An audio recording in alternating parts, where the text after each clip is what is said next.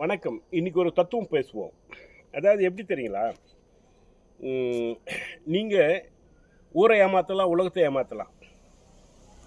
நல்லவனை போல நடிச்சு, நல்லவங்க மனசை பாதிக்க வைக்கலாம். ஆ, அதனுடைய எஃபெக்ட் உங்களுக்கு இன்னைக்கு தெரியாதுங்க.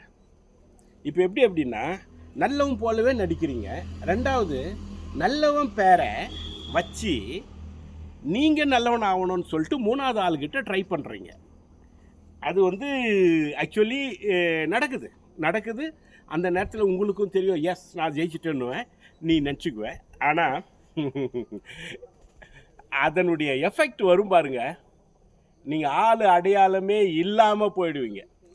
ஓகே, அதனுடைய அர்த்தம் என்ன அப்படின்னா, நீங்கள் வஞ்சனையால் செய்யப்படும் எந்த செயலும் அந்த நேரத்தில் வெற்றி போல தோன்றும். அதன் பிறகு அது அந்த வெற்றியும் இல்லை, நீங்கள் என்ன இருந்தீங்களோ அதுவும் இல்லாமல் போயிடுவீங்க.